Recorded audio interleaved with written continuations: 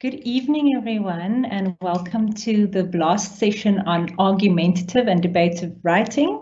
I am Dr. Leisha Nick-Udemans. I'm from the University of the Western Cape, and I've worked in higher education and the social sciences for the past 10 years.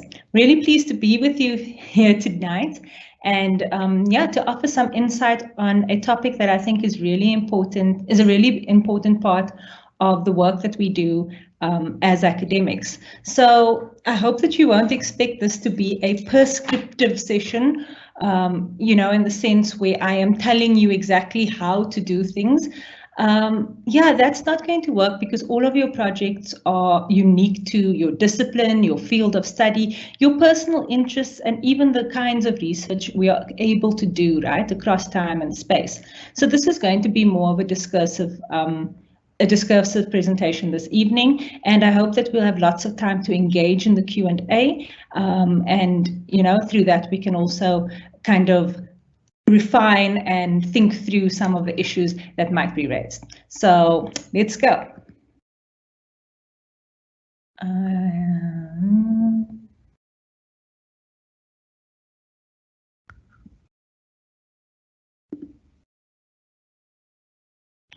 Okay, so the first question that I think it's important to ask is, what is an argument? Now, obviously there are lots of ideas or vernacular around what an argument is, right? And we see it as a form of disagreement. Well, in its common everyday use, we see it as a form of disagreement or dissent, usually between, two people who have differing opinions. And in academia, it is actually quite similar to what it is in real life, although we have to put aside our personal feelings and not attack individuals, but rather ideas and knowledge and data and opinions and a whole variety of things depending on what it is that you are particularly studying. So an academic argument requires that you have a stance or position that you take on a topic of research, right? Now, this position will be your knowledge contribution to the current conversation on your topic.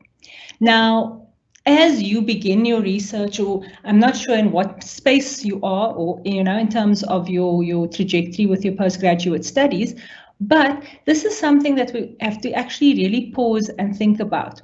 What are you? Doc, excuse me for the interruption. Can you please share your slides? They are not showing. They are not showing. Yes. What do you see? Nothing. Okay. Let me in the PowerPoint. Oh, let me share. Are you able to see it now? Nothing is yet. Okay. Let's see. How about now? Yes. Oh, okay. Apologies for that, colleagues. Thanks, Doc. No, thank you. All right, so your position is your knowledge contribution to the current conversation on your topic. Now, all of your topics are obviously different. All of your positions in relation to your topics will be different, but it is your responsibility as an emerging scholar to know what the current conversation on your topic is. Now, this usually takes place through a really thorough preliminary literature review. That's even before you are deciding on your topic, you are reading around your topic, and even before you produce your proposal, while you are producing your proposal, you are entering into this conversation. And especially when we are doing argumentative or debative writing, we're entering into this conversation, but we also need to know what and who are the main interlocutors who will dissent or are standing in opposition to what it is that you want to discuss, or what it is that you want to prove, or what it is that you want to change the discourse about. So an argument, it might start And it usually does start with an opinion or with an idea, but it's always underwritten by verifiable and reliable evidence. Now, the notion of what is verifiable and what is reliable is going to be different across disciplines and across time and space, right? The same thing that we, if we test evidence that might have been used, to support a particular argument 20 years ago, if we look today, it might be really, it might be extremely different, the kinds of evidences that might support that same argument. So verifiable and reliable evidence in the qualitative and the quantitative methods of research, that is going to be different as well. If you're taking a mixed methods approach, it will also be different. So it is necessary for you to engage your discipline. The current conversation on your topic again becomes really important here, because you will see from others that have come before you what is the kind of evidence that they have used to support their positions, and what is the kind of evidence that you need to not just find, because knowledge is not found, but what is the kind of evidence that you need to produce and present in order to make sure that your point is heard. Argumentation is often, I say sometimes here, but it's often referred to as the art of persuasion. And it refers to this process of producing and conveying the various parts that constitute an academic argument. And this is when we move away from the kinds of everyday understandings of what constitutes an argument, right? And we begin to formulate ideas around the structure of how we are going to express and convey the work that we are trying to, contribute, not only to the current conversation within the discipline or the field, but also to society, because I think that it's important for us to place our research within the context in which we are living.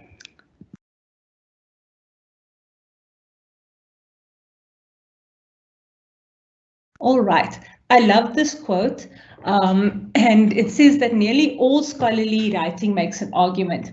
That's because its purpose is to create and share new knowledge so it can be debated in order to confirm, disconfirm, or improve it.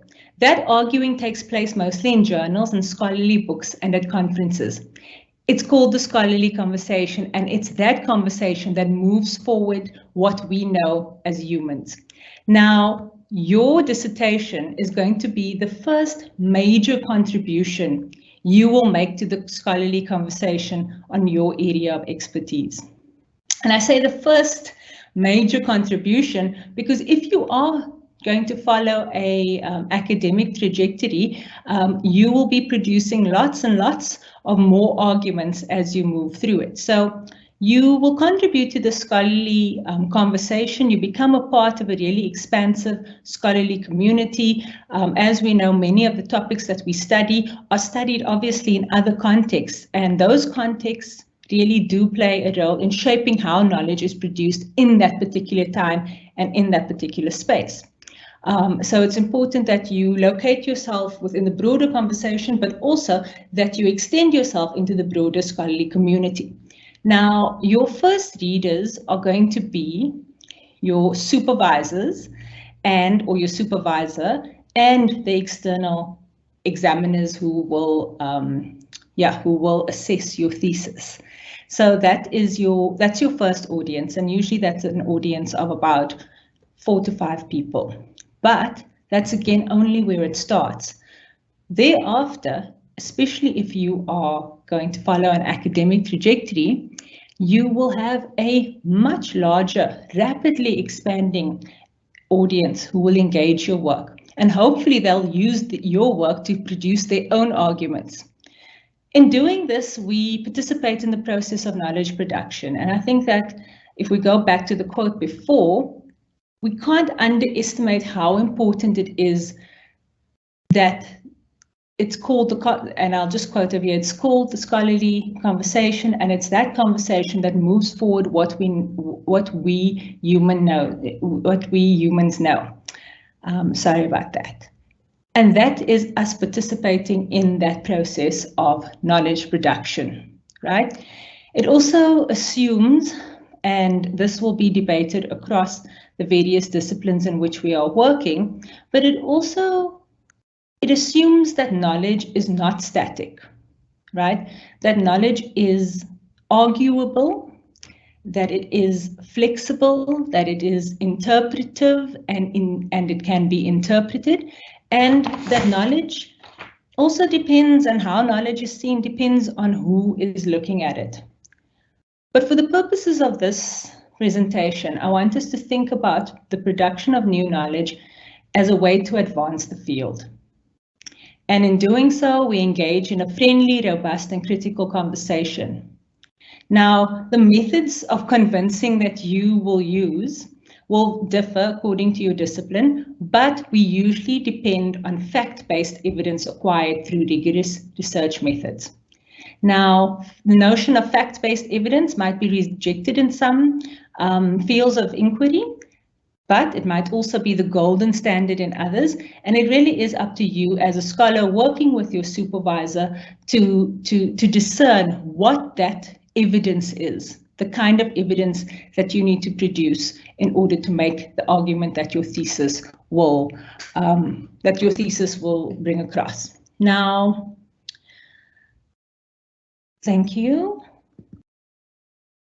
Okay, so from what we know about arguments and argumentation is that there are numerous methods of argumentation, and I think it's important for us to really understand the structuring and also the coding that that argumentation can use in order to become effective. So the first takes us all the way back to Greece, ancient Greece, and it's Aristotle who produces what we call a very straightforward argument. It's usually understood through the rhetorical triangle, which I'll get to later.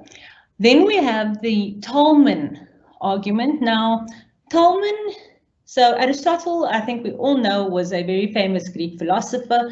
The context in which Aristotle functioned was a very hierarchical society. There was really a very classist system in place, and a line that divided those who were able to participate in public life as fully human and those who could not, right? So this is the context of Aristotle. Then we have Tolman, and Tolman is also a philosopher, but comes later on. And Tolman, the Tolman method allows for us to produce a series of complex arguments. Then later on, we see the development of what is known as the Rogerian method of argumentation. And this is literally the notion of playing both sides. And this was actually, this method of argumentation was actually designed by a psychologist who used produced this Rogerian model as a way to induce empathetic learning in his empathetic learning and listening in his clinical practice. So that's quite interesting. From my point of view, most of what we are doing and what is generally accepted within the academy is the Tolman method of argumentation. The Aristotelian classic method, which is very straightforward, and I'm going to explain to you why, that has been deeply critiqued, right? It's been critiqued because it depends on a lot of subjective thinking and views around who and what counts as knowledge and why that is so. So if you'll give me a moment, I'm going to take you to a graphic. I have not produced this graphic. I just have I have a very visual imagination, but I have no talent for the arts. So I'm very grateful that this kind of thing exists. So the rhetorical triangle. Now, this is rhetoric. The whole purpose of rhetoric is that we don't expect a response. What we do expect is for people to listen to us, to take us seriously, and then to follow through on the knowledge that we are giving them. So it really does have a very one-way, direction, right? So it involves the speaker, right? The speaker's credibility, right, is determined by their role in society. So speakers can be anything from celebrities to politicians, to star athletes, to humanitarians, people who have influence in society. Now that becomes a key part of the rhetorical method of argumentation. Obviously, we know that that has a variety of problematic power relations embedded in that, because all of us don't have social status. And the assumption is that if you don't have social status, you are not allowed to speak. And that was really the context of ancient Greece. Then we move on to the notion of pathos. Now, pathos in Greek was the term for emotion, but when we think about this rhetorical triangle, it is literally about the audience, right? So this is about the speaker's ability to convince and to persuade the audience to accept what they are saying on their authority. Again, we see a very problematic asymmetrical relationship here. The speaker is not wanting to engage with the audience, but they are trying to induce a feeling of either happiness, sadness, anger, motivation, and jealousy. We do still see quite a bit of rhetorical argumentation, or not even rhetorical argumentation, but rhetorical methods of engagement in the modern context. Often this is still seen through in marketing and advertising, even in some legal, some of the legal fields. We see this in as well. So you can recognize these arguments within and outside of the academy. And then the third part of this triad is logos. Now, logos is Greek for logic, but this is the message. Now, the message, and this is important for us, right, as we move through what argumentation is and how we are going to approach producing an argument. It is about the representation of facts, of research, and other message elements, right? So that other message elements is also open to interpretation, because depending on what you are doing what you are doing as your thesis, what your data is, what your theoretical framing is, and what your literature review tells us about what is happening, that will be determined that will determine what the other message elements are. So it's the specificity of your study that will really tell you, and you'll just have to look for it. It's definitely there. That will provide the proof of the evidence to the claim that the speaker makes to the audience in delivering their message. Now I'm going to move on, but I'm not going to go sequentially, because I'd like to focus on the Tolman method, because I think that is the most important method for the kinds of work that you are engaging as masters and PhD students. But I do want to go to the Rogerian argument. Now, the Aristotelian method of argumentation, I know I've been quite critical of it, but that criticality is an academic criticality, right? It is not an aggressive or disrespectful engagement with the rhetorical triangle, right? And with this method of argumentation. Although, and I say this, although those kinds of methods often do become a part of the methods of argumentation, where people don't argue against the topic, they argue against who the speaker is, they argue against the credibility of who it is that is producing the method. So that can sometimes become quite heated, especially within the context of debate. So if you've ever watched debates in Parliament, I would recommend watching it in British Parliament. A lot of this comes out there. If you've ever seen this, you do see that there are definitely heightened emotions involved. Luckily for us as scholars, we don't go to Parliament. Maybe some of you do. But we aren't arguing with each other, sitting in, a room, working on a topic, and addressing it in different ways. We aren't doing that. We have the luxury of being able to sit down and to think clearly about what it is we want to say and how we want to approach a differing perspective. Now, the Rogerian argument. The Rogerian method of argumentation really is about producing a more, I suppose, friendly way. This word comes up quite a bit. A more friendly way for us to engage each other as scholars, and also obviously, like I said, argumentation isn't just something that we do in terms of academia, it's also something that we see in our everyday lives. So this might be familiar to you. So there's an example with this image. The issue is that you are pro homeschooling. In that argument, you would have to indicate your intent to find a compromise. So you come out saying that you might have a position, right? But you are not trying to disprove the position of your so-called opponent.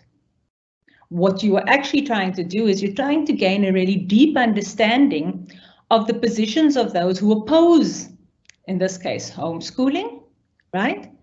And when you present your side of the argument, right, or of the issue, you are trying to build a bridge to compromise between these two sides.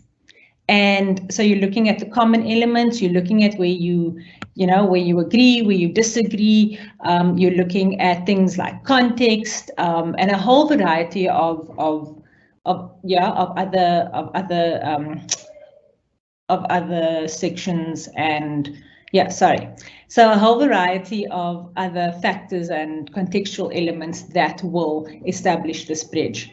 Now, the bridge is the bridge is the compromise between the two sides. And in this example, whether you are for or against homeschooling, both sides want the best education possible for all students. And then the compromise, and this is part of the argument that was produced for this example, the state can ensure that children who want to homeschool can do so.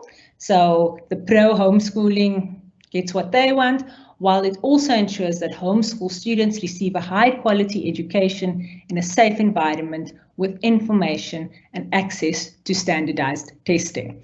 So those who oppose homeschooling on whatever basis, they also get what they want. The reason that I want to spend time on the Rogerian argument is because what is important here is to note the necessity of showing a deep understanding of the positions of your opponents, right? That is as important as understanding what your position is. So whether you are making a Rogerian argument, whether you are making a Tolman argument, which, like I said, I will spend the most time on, you need to know not just both sides, all of the sides, inside out, upside down. And that is really the process of producing an extended study in the form of a master's or PhD. You are literally producing expertise in a particular field, and you are situating yourself within that field, and hopefully your voice will be heard because of the arguments that you produce. So now we move on to the Tolman argument. Now, I already said that this was produced by a philosopher, and the Tolman argument has 6 components, okay? And we will play around with how these 6 components manifest within the context of a particular argument. But you must have a claim. There must be grounds upon which you are able to place this claim, right? The claim cannot just come out of thin air. You need to be able to tell us exactly on what grounds you are making this claim. That usually requires us, again, to have a good idea of what has already been said about the topic that we are interested in. The warrant is the reason, right? That is that golden nugget. That is the golden nugget that gives you, that tells you exactly what it is that you can add to the conversation. Then we have the qualifier, rebuttal, and the backing. Those will become important later on. The qualifier allows us to engage, the qualifiers and the rebuttal, allow us to engage with oppositional views in serious and really deep ways. But then we come back to the backing, which is part of your argument against what against what others have said, or addressing a gap within the literature, something that doesn't exist, right? So the claim, the grounds, and the warrant are the first three components, and the claim is the main argument. It is about what you want to prove, and I put that you in caps, and I want to emphasize it because this is a part of you developing your scholarly voice. Whether you are doing your master's or you are doing your PhD, these extended studies require you to, yes, work within the confines of your discipline, to engage the literature, but it also requires you to say something, right? It must be something that you want to prove as a scholar, as an emerging expert, and that is your academic voice. So your academic voice, argumentation is really the place where you can develop, well, first find, but develop your academic voice, and that is how you grow as a scholar, and that is how we produce critical research. The grounds of an argument, these are the evidence and the facts that will support the claim. Where we find our data, where we find our evidence and our facts will obviously differ. For some of it, it might be qualitative, where we sit down and we do semi-structured interviews, we host focus groups. For others, it might be quantitative, participating in large-scale surveys, working with so-called big data.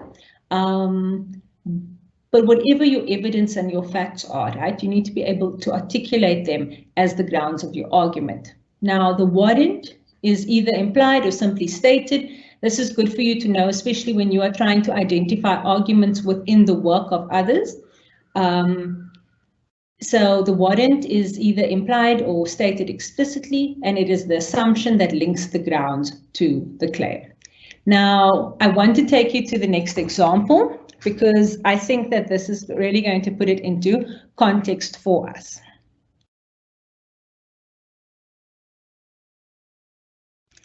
Now, this is the grounds, the warrant, and the claim, and they're all just situated along this particular spectrum. So this is how it looks when it's in its most basic form. What I want to do is I want to take it to its more complex form, okay? So we'll start over here and then we will open it up more, because just between these 3 points, we are already able to identify our qualifier and the rebuttal that constitutes your argument or this particular argument, right? So let's go. So let's start with the grounds, okay? Again, we don't have to be completely sequential with this at this particular time or at the beginning when you are starting to kind of work through the brainstorming of your argumentation. It is just really important for you to understand what your position is. Okay, so in their paper, Cummings et al. Discuss how email communications are an inferior means of maintaining personal relationships. However, their study does not account for technological, demographic, or modality limitations. Now, if we go to the warrant, when a paper lacks a certain perspective, more research would be beneficial to prove its claims. And that is a valid point, right? And that does produce, that links the grounds to the claim that you want to make, right? You are looking at the literature, you know what the literature is saying because you've already told us what they say in their paper, so you have respected the existing literature, but you have also identified a critical area that the literature does not address. Your claim then, right, is that additional research on computer-mediated communication needs to be conducted to better understand how online interactions affect relationships. Now, for me, this is very clear how this claim contributes to expanding the scholarly conversation and contributing new knowledge, because it is literally saying that what Cummings and et al. Lacked, it's researchable, right? There are different perspectives, and you are willing, or the person who writes this is willing to bring those new perspectives into the particular conversation. Now, this I really feel like is a really good way for us to begin thinking through the bare bones of our argument, and then later on it begins to look like this, because you now have done more research. You go to your warrant and you will see that you now have backing for that warrant because you have conducted a review of the literature, and that review of the literature has shown you that there hasn't been further research done on this topic, right? And I mean, I think that's really important again for us to pause on. When you know your field, when you are immersed in your literature, you are able to produce your argument much more clearly and coherently, right? Then your backing and your warrant are connected. Remember, we said that the grounds, the warrant is what connects the claim to the grounds. The backing is what substantiates the warrant. The qualifier, look, the qualifier is really another link between the grounds and the claim. It is based on the idea that the information that you have provided in your grounds, claim, backing, and warrant, that together when we read these things in context, right, we are able to make the claim that we do, that additional research is necessary. And then the rebuttal. Yeah, there might be some research, new research on this topic that has yet to be published. But if it isn't in the scholarly domain when you are doing your research, then yeah, that's not your business. Right? We cannot argue what is not available for us to engage. Now, the words argument and thesis are often used interchangeably and in close proximity to each other. Now, the argument that you are making must be clear in your thesis statement. I just apologize, I just need a sip of water. So you have to, the argument that you are making must be clear in your thesis statement. Now, the thesis statement is a really important part of our research. It helps us to focus our research, and it also helps us to understand how we are going to enter into the conversation, for us to pick a side and to make claims that support the side that we are going to pick, right? So the thesis statement is something that we all have to produce in order to produce an argument. And, you know, sometimes a thesis statement is not even longer than 1 to maximum 3 sentences. But I think that it's probably one of the most difficult and rewarding things to produce as an emerging scholar, and even as a scholar that is that is a little bit more established. Because if you are able to condense your research into the elevator pitch, right? That is the, you know, you get into an elevator with somebody really important in your discipline, and you now need to tell them, this is what I'm doing, right? You need to be able to tell them the topic, the position, and the reasons, the points of evidence, the points of discussion and evidence for the view that you hold, right? So in doing so, we have to make sure that a few background things are in place. Your topic must be arguable. It cannot be something that, and I'll take you through a few examples later on, but it cannot be something that is irrefutable, right? Like the sky is blue, even though there are philosophers who will argue that the sky is not always blue, that it's a reflection of the ocean or whatever. But what I'm saying here is that you are not finding an argument, you are producing an argument. So you need to be able to find a topic that you are able to place within a polemic, right? Where it's not been decided how people might respond to it, how people might feel about it, how people might engage it in different contexts and different disciplines, right? So your topic really needs to be something that has meat on it and that you can really dig your teeth into. I'm sorry about that metaphor. It is supper time, so I hope you're all having a nice supper while we do this. So you have to make a point and you have to assert something or you deny something about your topic. Here we are requiring you to take a firm stance. At a master's and PhD level, your academic voice, I know I've said this again, but I cannot emphasize it enough. Within the context of a master's and a PhD thesis, you are driving the argument. Yes, you are supported by the work of others, right? But this must be something that you are invested in.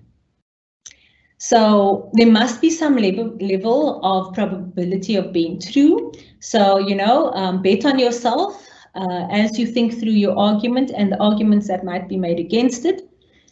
Check that the argument that you are making has legs to stand on. Again, you can only find that through being deeply immersed within the literature.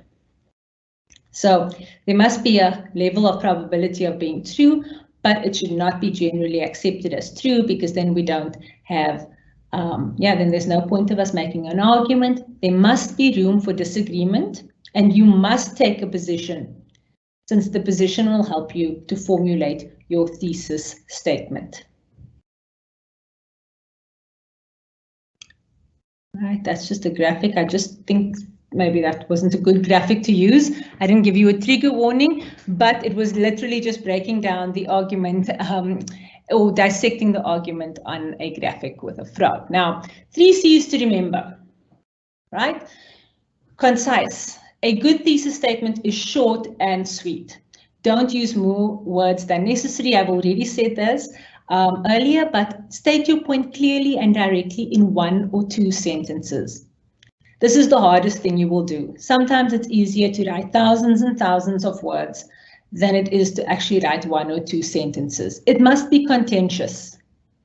It isn't a statement of fact that everyone knows. A good thesis statement is a claim that requires further evidence or analysis to back it up. And as you are involved, as you are all doing master's and PhD, extended postgraduate studies, right?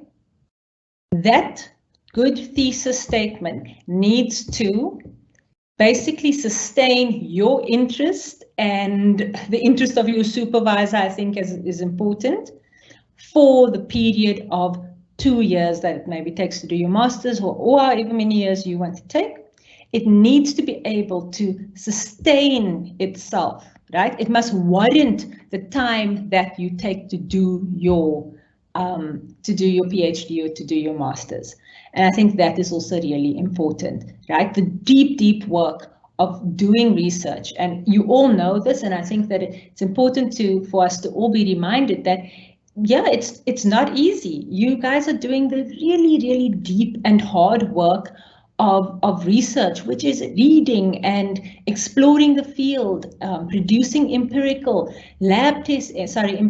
evidence, lab testing, right? Knowledge is literally produced, it is not found, and you are part of that process. Now, again, this is why I was saying that, it needs to take time, because you can gather all of this evidence, right? But it doesn't mean much if it lacks coherence. Now, the notion of coherence here is, it's stylistic to some degree, right? You need to be able to structure your argument in a way that it flows, in a way that it builds itself as it goes along.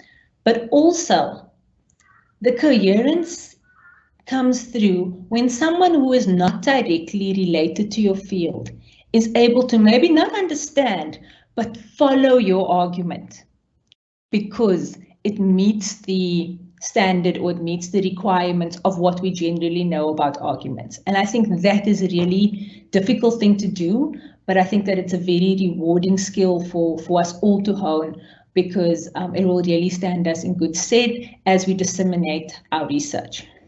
Now, a few examples that I've adapted over here. So this is not an argument. There are high numbers of homeless people living in Cape Town, South Africa. No, this is an argument.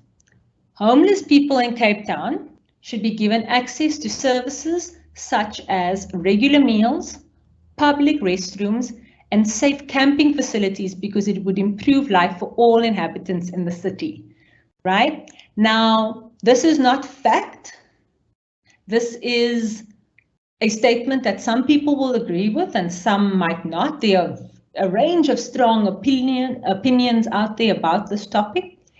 And in this, we are clearly taking a position, right? That word should really does tell us a lot of what we need to know, because in this argument, we are already giving suggestions for how the current context or how the current social reality can be changed. We're also giving suggestions as to how that can happen. So the next one is eating fast food is bad and should avoid it. So that's not an argument, right? That is just a statement. It becomes an argument when we take a position and we make a suggestion based on that position of how else we can conceive of this topic and what other perspectives we might use to approach it. So South Africans should eliminate the regular consumption of fast food because a fast food diet leads to preventable and expensive health issues such as diabetes, obesity, and heart disease. Once more, there is an argument present here. So I'll just change to the next slide. Sorry, it's just a little bit sticky. All right. Making an argument, and again, this is just another way for us to think through arguments in a more simplistic but not simple way. Making an argument means trying to convince others that you are correct as you describe a thing, a situation, a relationship, or phenomena, and or to persuade them to take a particular action. Important not just in college. That skill will be necessary for nearly every professional job that you hold after this university experience, right? So learning how to make an argument is good job preparation, even if you do not choose a scholarly career. I wanted to bring this to the session today because, you know, many times we talk, and I have done the same thing when we talk about those who are pursuing advanced postgraduate studies, such as yourselves. We assume that everybody is taking an academic trajectory within their careers, but this is often not true for a number of reasons. So it's important for us to understand that the skill of argumentation at any level is transferable, whether it's from your master's to your PhD. We used to say that, you know, I don't know if your lecturer said this to us, but, you know, certainly mine did, and say, you know, a thesis can't change the world, but actually the people who write these theses, the people who do this work, those are the ones who will change the world. So, you know, even if you aren't going to carry on after your master's, or if you're just doing your PhD, you know, you're doing it not because you want to be a scholar, you're doing it for a different reason. The skill of argumentation, the ability to produce an argument, which is not only about taking the position, but also being able to produce the evidence, the work that is necessary for you to be able to make that particular argument and stand in, you know, and stand up for that argument. That is the kind of work that, you know, we require in order to build our society. So yeah, just leaving you with that. Like I said, I'm not a very prescriptive teacher. I am more a discursive teacher. So I would like us to think about multiple things in different ways. Now, there are pitfalls to producing an argument, and I'm going to take you through a few of those right now. Here we are. Now, a thesis statement that is too broad will not serve you well, right? We need to remember that we are still producing research projects that need to be focused, because they do need to be completed within the context and the confines, whether it's time constraints or the confines of your discipline. Your thesis statement cannot be so broad that it is not researchable. It's possible to have a thesis statement or to have an argument that cannot be a thesis statement that cannot be researched, and in that case, then we cannot use it to produce a argument. So this unfocused statement deals with too little or too many things. You need to choose what it is that is important to you and to your project. Your thesis statement must be strong. again, your academic voice must come through. This is something that I don't think I can say enough. Your academic voice, your contribution, right? Your position, your orientation towards the research is what needs to come through. Now, I'm not saying that this means you must I think and I. No, it's not about that. It is really about you about you doing the work that allows you to let the research speak on your behalf, right? So again, you have to anticipate dissent and disagreement. In many ways, I think we shouldn't just anticipate it, we should welcome it, because because dissent and disagreement give you the opportunity to not only practice your skills of argumentation, but also to hone and refine those skills, right? So whether you are in a real kind of debate situation, maybe you are giving your, your postgraduate presentation day, and now you're getting all these opinions. What that does is it gives you an opportunity to really engage not only the comment that the person is making, which might dissent or disagree with what you are saying, but it also gives you that opportunity to really speak on behalf of the work that you are doing. Now, it's easy to do this. We can't cherry pick, right? And this means when I say cherry picking, it's about not placing your argument in a wider context or not considering reasonable evidence of refutation. Now, I know this might sound strange because everything else that I've said before really supports the notion that argumentation and welcoming disagreement and working context is really important. But if you go to scholarly literature, if you start reading as extensively and expansively as you will over the course of your degree, you will find that even respected scholars, even scholars who are, highly cited and publish and, do a variety of things, can be, I'm not saying they are, they can be guilty of cherry picking, right? And I think that is when we fail to acknowledge the structures that argumentation can give us. So, if you're using the Tolman method as a guide, this is something that you will avoid, because the Tolman method is reminding us that we have to consider refutation. Even the Aristotelian method, even in its problematic nature, which is, it's so dependent on the power relations and all of those kinds of things, it does anticipate the dissent, right? And it does consider reasonable evidence against that dissent. So again, you just need to be immersed within the literature. You also need to avoid subjective phrasing and not planning for your evidence and examples, right? So as scholars, we have to consider the subjectivity of ourselves as researchers. This is usually through a process of reflexivity, research reflexivity, and it is different across various fields. I won't say too much about that because I really feel like that is a topic on itself. But I will say that not planning for your evidence or examples before you even produce your thesis statement, right, and you commit to your thesis statement is really, really problematic. As you plan, as you develop a thesis statement, as you develop an argument, and this is really about you developing your project, you need to line up your evidence and examples, right? The evidence and examples that will substantiate the arguments that you are making.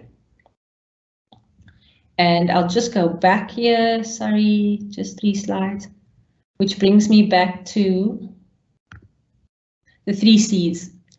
To be concise, short and sweet, contentious, right? You are here to make a little bit of trouble, right? We aren't going to deny that.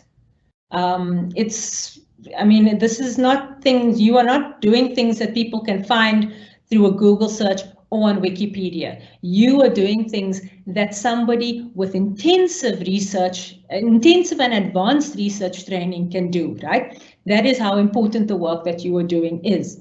and coherence, right? Those are your 3 C's. I already explained what the coherence is, but I would like you to just think through that. Well, I would like you to think through it, but I'd also like to just re-emphasize that coherence is, yes, it's about the structuring of your work, about how you present your argument, because you can have excellent evidence, you can have a whole variety of sources from which you draw, but if you are not able to put them together, right, and to present it to your audience, then unfortunately your argument can still fall flat. And this is why I encourage using a model of argumentation, whether it is the Aristotelian method, whether it is the Tolman or the Rogerian, or there are a variety of other methods, but using it not as a blueprint, using it as a guide for organizing your work. The other level of coherence that I think is extremely important is the fact that I think your thesis should be able to hang together. And you might disagree with me here, and we can make an argument about that. But that your thesis, that somebody outside of your field, outside of your discipline, can look at your thesis and see its logic. They might not agree with it, but they're able to see how, and why you have done the work that you've done. The what being the descriptive, the how being, I suppose, the explanatory, exploratory, the analytical even, and the why is really about the theorization and that kind of higher order, that higher order ability to be able to translate and transfer knowledge across time and space. I'm just going to check.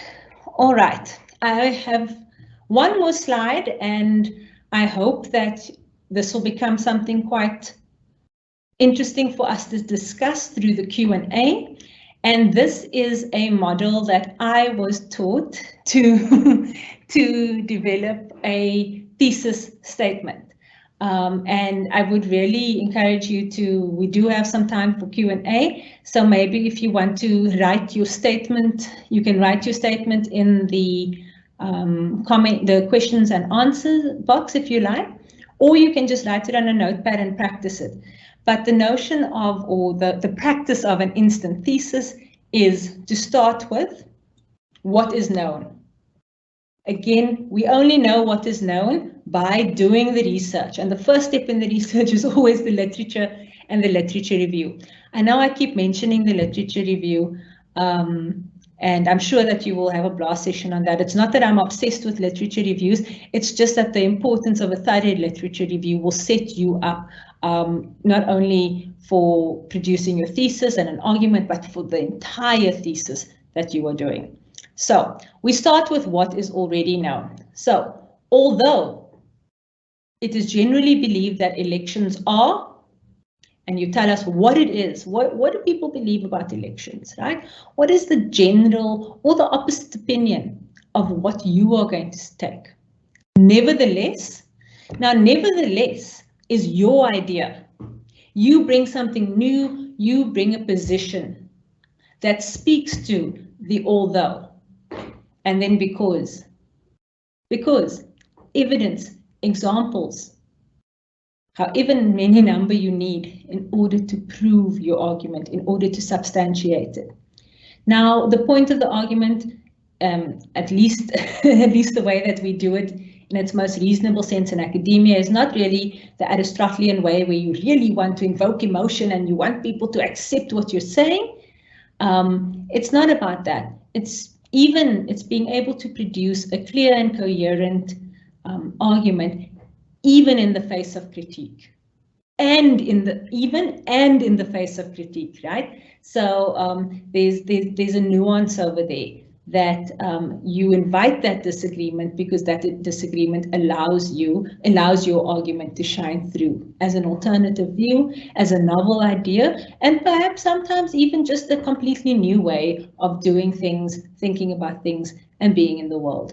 So this is just a quick trick to get you started. I also think that it's very helpful for producing abstracts. Abstracts, whether it's for your thesis or for conference or for, any kind of presentation. And yeah, thank you so much, everyone. I think that's all from me for now. I am going to close this presentation and switch my camera on, and then I will have a look at the Q&A. Thank you.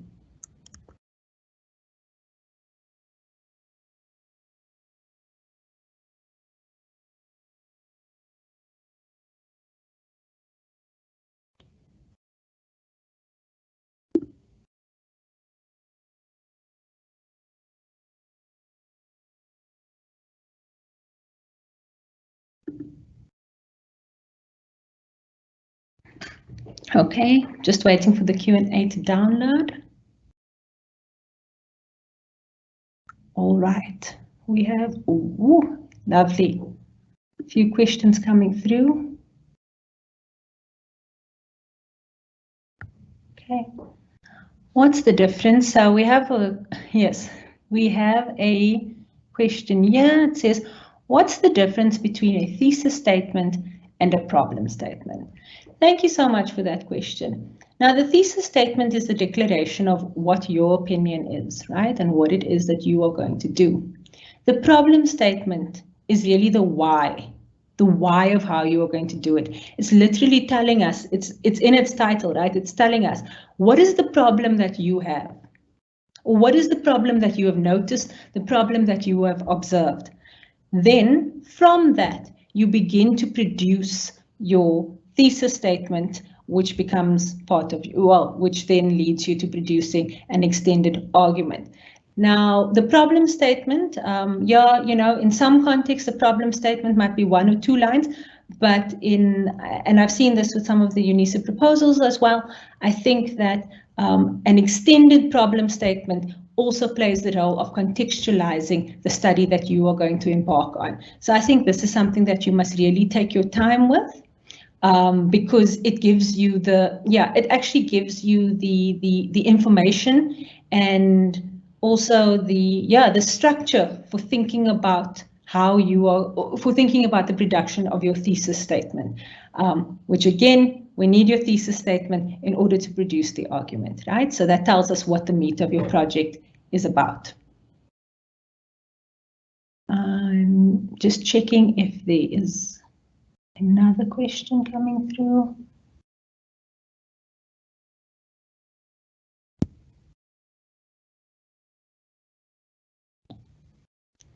All right.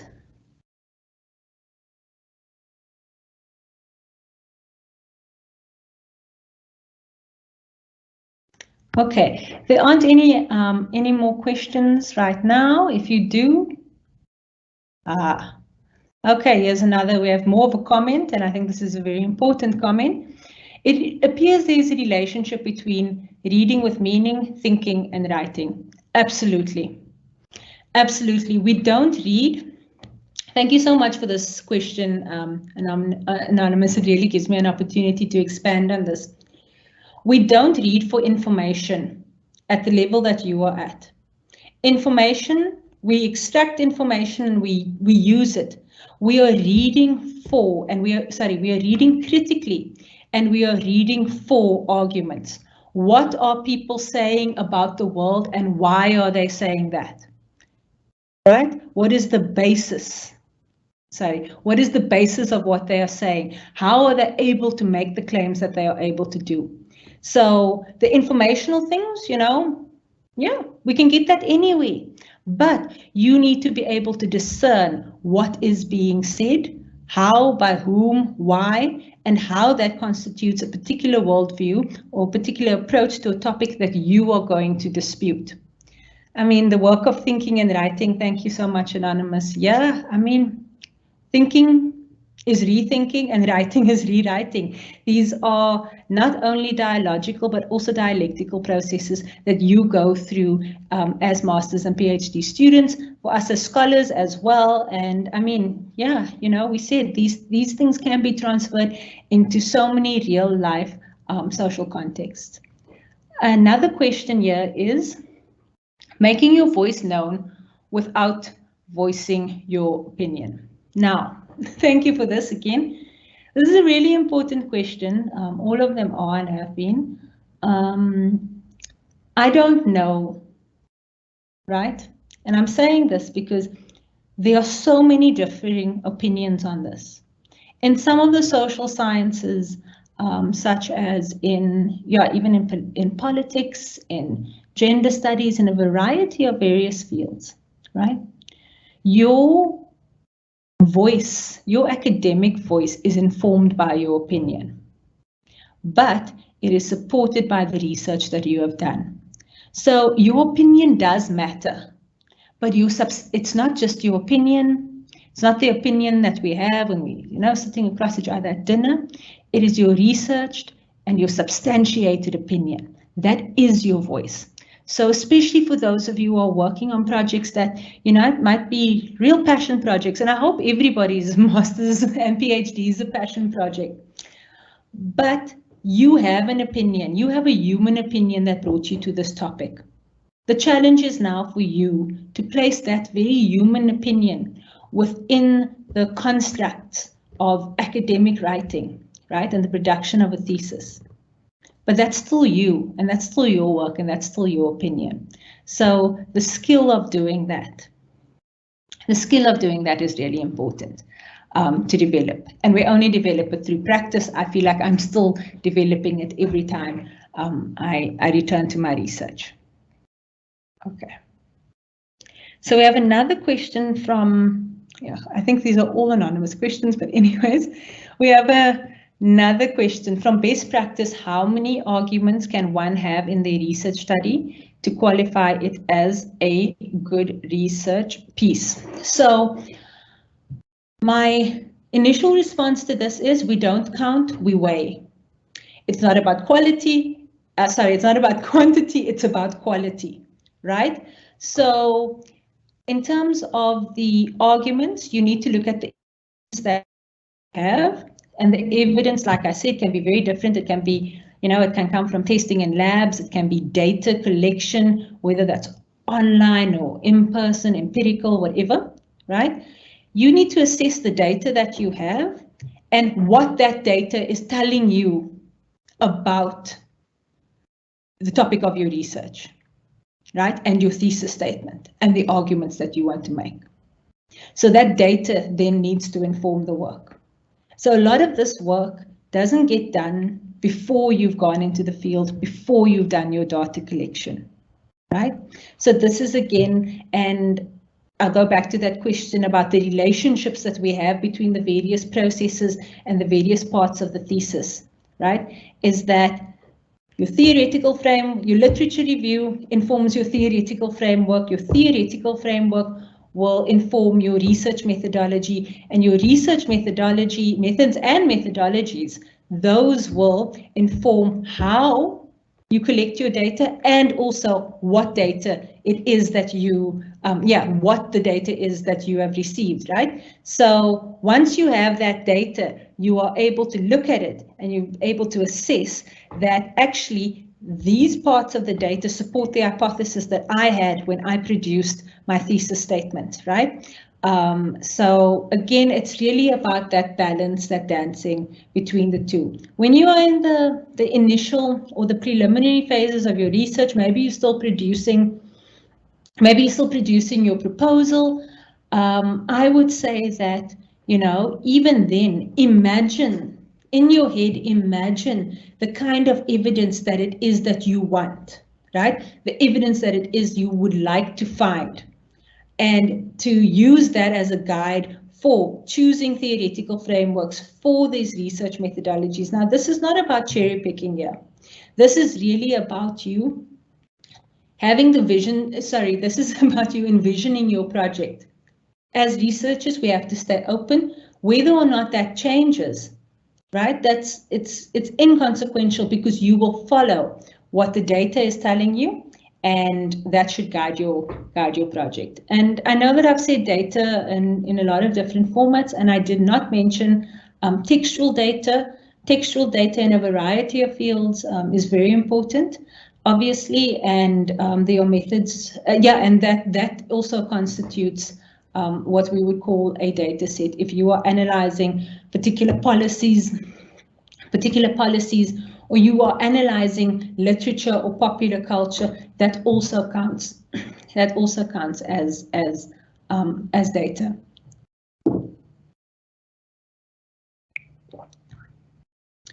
So Anonymous, I can't tell you how many, but I can tell you, having examined many proposals, having examined many theses, that it really isn't about counting, it's about weighing. So to have a strong line of analysis throughout your thesis that reaches from your introduction to the literature review, to the theories, to the methods, and then to your data, that is what is going to help you to produce, that is what's going to produce a good research piece.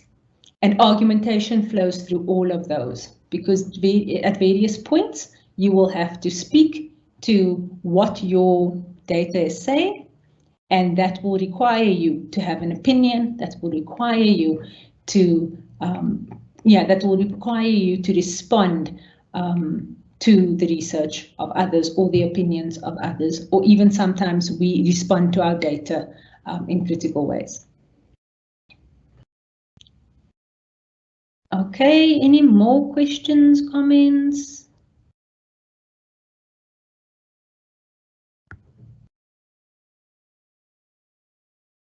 All right.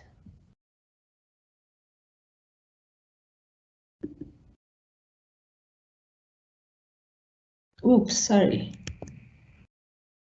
I think I've lost my screen.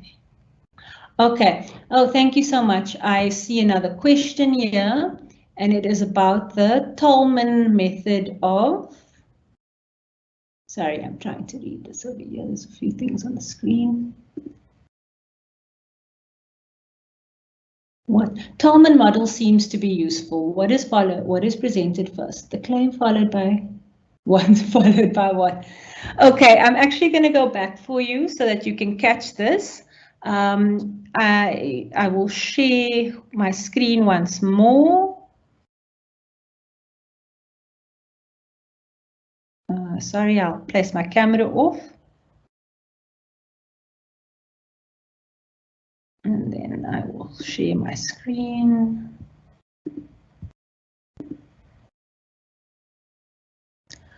Daneo, can you let me know if you can see my screen, the presentation? It's showing, Prof. Thank you so much. All right. So again, thank you for that question, and I want to take you through to it. So the Tolman method of argumentation, it is always a complex argument. This is why I'm saying this is really the most useful for the kind of research that you are doing at the level that you are doing it. It is really about logic and deep analysis, right? And that again speaks to your academic voice, right? That doesn't just come from the text that you are reading. It doesn't just come from the data that you are analyzing. It is also about your research orientation. And I hope that your research orientation is informed by, by your own humanity. And I think that our humanity can be found across each and every discipline, including business, medicine, dentistry, a whole variety of fields and things outside of the study of the humanities, for instance. Now we start with the claim, right? Your claim, and again, this is the interchangeability of the terms that we use, but we start with your claim, that is your position, right? From your claim, we move to the connection. Now remember, on this graph over here, this picture over here, sorry, so I'm just laughing because I've never used a graph in my life, but as you can see over here, we just spoke about the claim. Now we come to the connection. Now the connection is the warrant, right? The warrant is what you notice, what you see, right? Why you are going to make the claim that you are going to make, right? On what grounds? So this is about building that bridge. It's not the Rogerian bridge, right? The let's all hold hands and sing Kumbaya and accept everybody's arguments. This is about what gives you, right? What gives you the substantive information that you need in order to make the claim that you are making, All right, then, and I'm just toggling between these. I hope I don't make you, I don't make you feel sick. So those things do all work together. I'll go back here.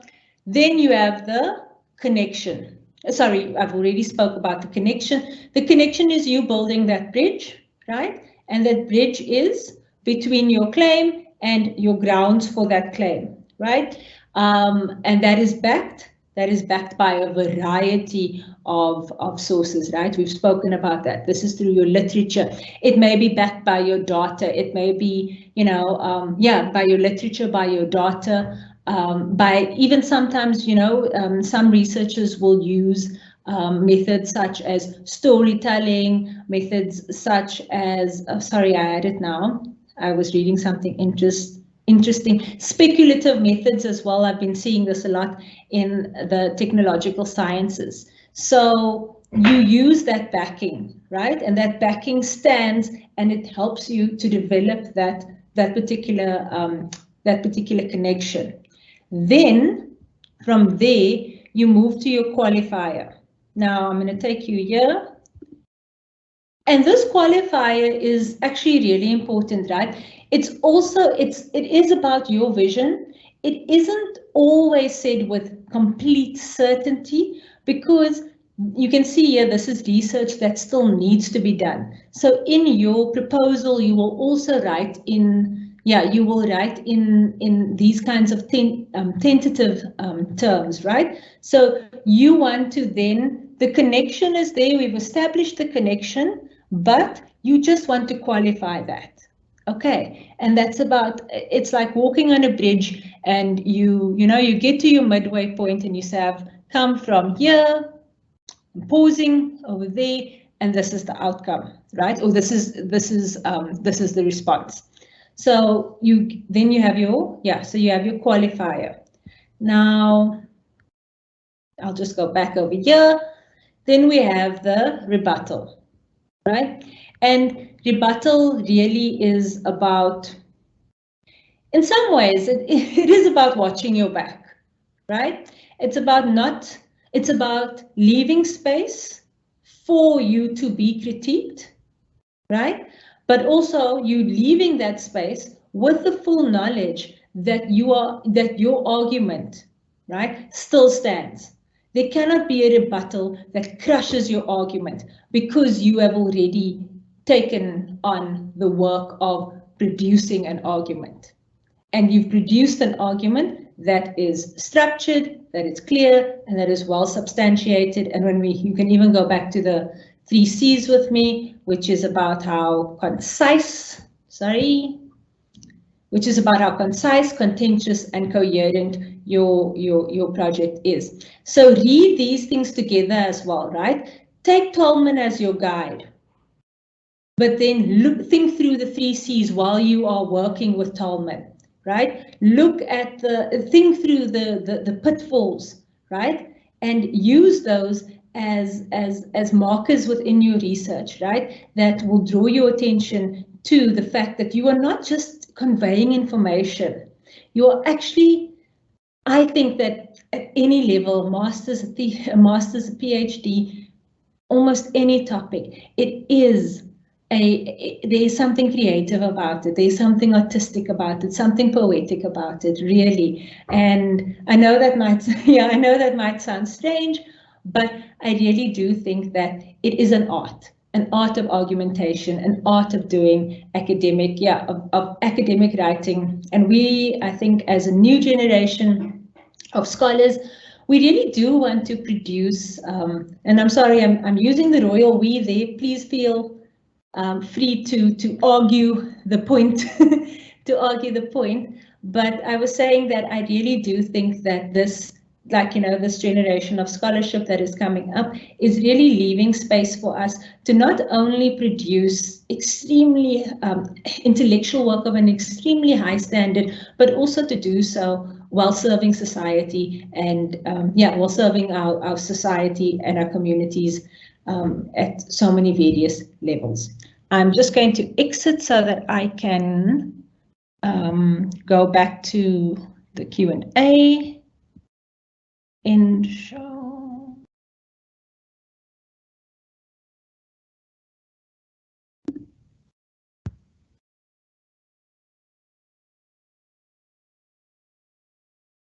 All right, I'm back. I'm going back to the Q&A. Thank you so much. Thank you for that compliment. I appreciate it. I really did enjoy this quite a bit. And I will leave it for a few minutes, just to make space for any more comments. Please do try the instant thesis, the instant thesis method. I think that there is, yeah, it's a little bit more lighthearted, but there's value in you know, approaching your work sometimes with a more lighthearted perspective. There's another method that I can just share with you quickly, just for helping you to produce the thesis statement, which of course will inform and build your argument. And I wasn't planning to share this. I need to think through it. It's the once upon a time story. It's once upon a time, researchers thought, and you go ... And that again speaks to your literature review. Right? So you know what they thought because you've done the deep intensive work of the literature review. So that's your once upon a time. But then I thought, now that's you and your academic voice, right? You only, because you know the literature, you know what's missing from the literature, you know what is inadequate about the literature, and that has given you an informed opinion, right? So that's the, but then I. So, but once upon a time, researchers, but I thought, so you start, sorry, you say, but I thought, and that's responding.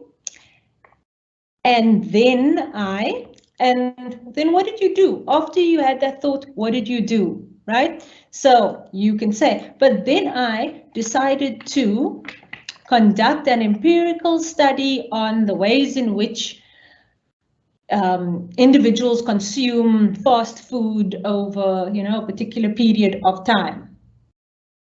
So that's what you decided to do. And what did you find? And then you say, and I found, you tell us what you found. And you can imagine this while you are doing your you know, the initial parts of your work. You tell us what you found. And you tell us how that changes the story that we started with, the once upon a time. That's just another method. I wasn't planning to share it. It just came to me because of the questions that you asked. But I might just find a way to get that story to you all. Well, it's not a story, it's just prompts for thinking through how to develop your work. I'll just leave it for a few more minutes.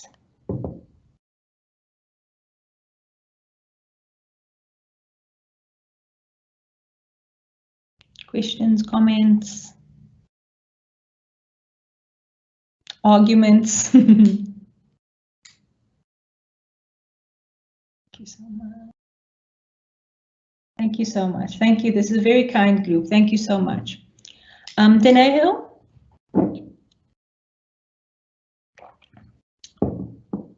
We've got no further questions, Doc. Okay. All right. Well, then I will draw this to a close. I hope that you all benefited somewhat from this presentation. It was really a privilege and an honor to be here with you this evening. I hope that you enjoy the rest of your evening and have a fantastic week. Take care. Bye.